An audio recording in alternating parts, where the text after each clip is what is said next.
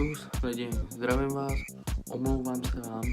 že jsem dlouho nenatočil žádný video, ani nic jako takového, prostě nebyl čas a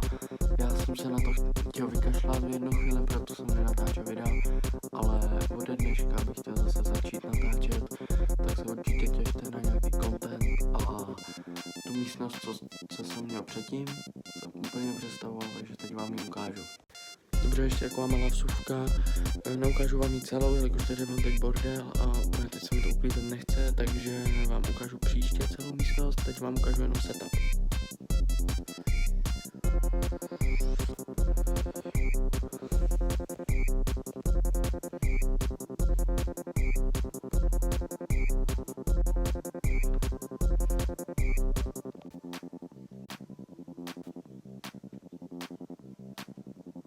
A u dalšího videa zase čus.